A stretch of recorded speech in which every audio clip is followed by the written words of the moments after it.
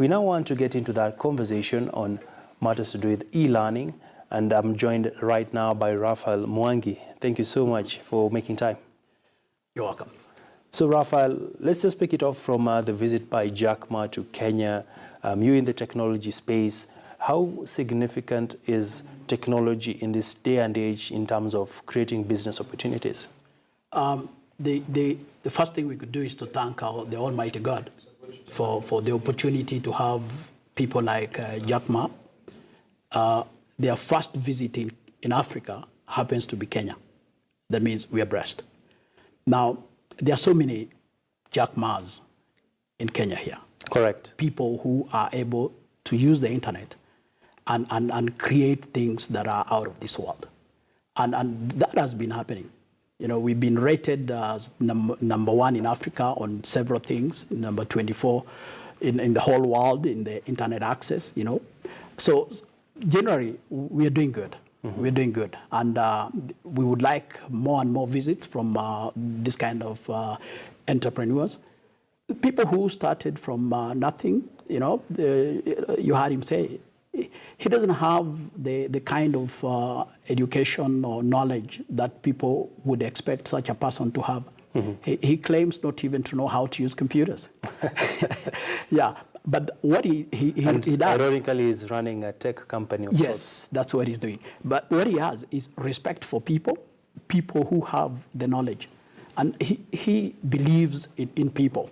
And that's what we need to do. Mm-hmm. Believe in people and allow people, create space for people to create things and make things happen. All right. Yeah. And still staying with that conversation, well, internet access has opened up a plethora of opportunities for the business community as well as for startups. They've been able to scale up thanks to new technologies, and also internet playing a very critical role, like serving as the backbone of investments. And of course, your line of business also is anchored on ICT. Perhaps from where we stand, talk to us about your enterprise and really how has the journey been in terms of breaking through the glass ceiling?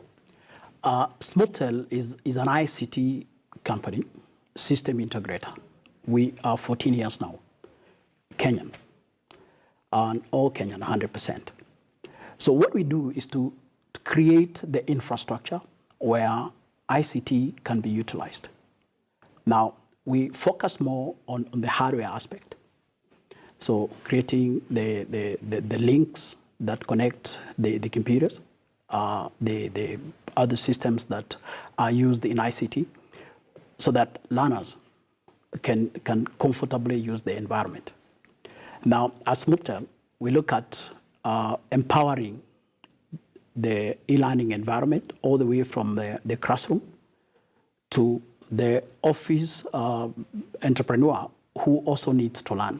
I always say that if you invest in yourself for about an hour or two per day, then that will be enormous kind of learning that you'll experience in 4 to 5 years. What about 10 years? You'll be somebody different. So e-learning has to be incorporated in the M-learning aspect. M-learning is where we use mobile devices or devices that you can take away with you, even tablets and laptops, so that you have access, because accessibility is the key here to the materials or the data that you need to interact with from anywhere you are. All right.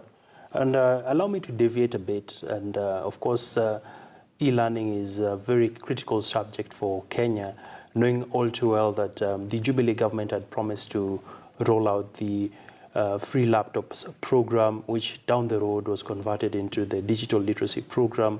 And right now, they've been giving out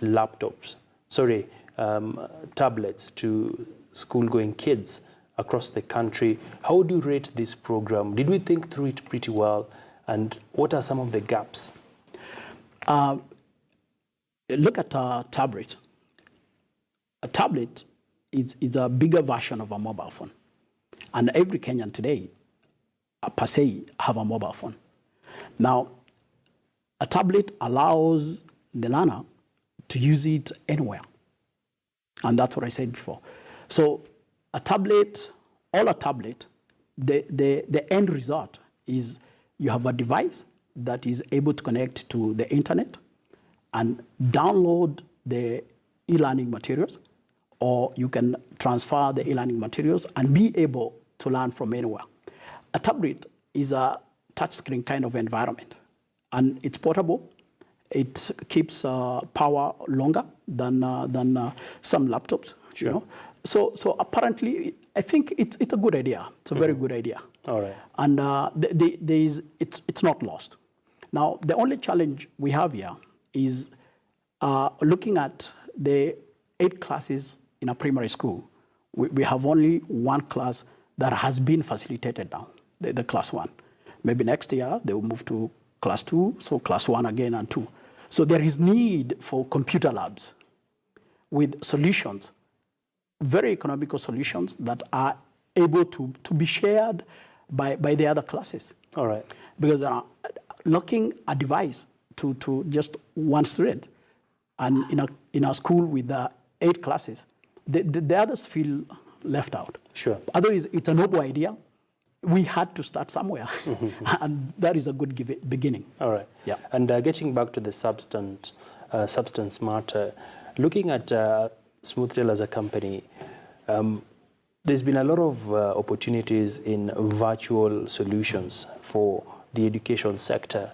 Really, talk to us about what trends have we seen in the last, say, 3 to 4 years, and of course, where are we going as a country when it comes to adoption of e-learning solutions, and what is the impact really to the learning process? As a company, Smoothtel have a product called End Computing.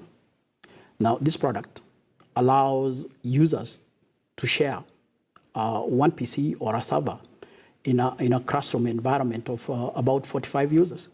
So it creates that virtual environment so that users can share the resources available in a more effective way and more economical way. It has a lifespan of up to 15 years, and it's maintenance free.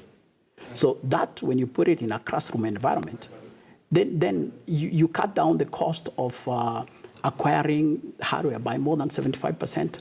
And then the maintenance, you bring it to almost zero on the end computing aspect, and to just maintaining the server or the PC. That means out of 45, you're maintaining only one. So it's a very good thing. And now, we have been involved in supplying hardware to learning institutions, starting all the way from the universities to the primary schools. And the adoption is actually great. All right. Because this goes to both the public and the private schools. Now, on top of that, we have solutions that allow hardware. Like if you come with a manuscript, or you want to show people a mobile phone, there's something we call digital visualizer. When you put it on the table, you put your phone there, or you put a newspaper, for example, standard newspaper, you just put it there and you want to show everybody. It connects to a laptop or connects to a projector directly, or to a screen, a TV screen, and you are able to show stuff instead of photocopying. See, we need to go green. Going green is avoiding a lot of paper. So you are able to just show on a digital visualizer what you need to show, and still keep it, instead of photocopying or showing to a big audience. Imagine showing a pen, just a small pen to a big audience. On a visualizer, you are able to magnify it, and everybody will be able to see. You want to give people contacts with a business card, just put it there, and everybody can see. Interesting. So we also look at things like interactive boards, where school children can be in front there instead of a blackboard. They write on something that is interactive, and the content can be saved for future reference, or even shared among the classes, or used internationally. Interesting. Of course, Raphael, all this is linked to having a population that is exposed to technology-related devices that unconsciously creates an appetite, where younger people are no longer fuzzled when they see, let's say, an iPad. These are things they've interacted with, and it creates a strong foundation for innovation, for people to be more inquisitive. Perhaps just your parting shot, where are we headed as a country as we look towards technology devices playing an important role in the growth of the economy? The future for Kenya is bright because we have the infrastructure. You know, remember, fiber has been distributed countrywide. Power is in most of the schools in the country, and people have access to mobile. Hence, with a mobile device, you have access to the world. And for e-learning, this is the best thing that has happened for this country. Fantastic. Yeah. Always a pleasure speaking to you. That is Raphael Mwangi, Anytime. Chief Executive Officer for Smoothtel, just giving us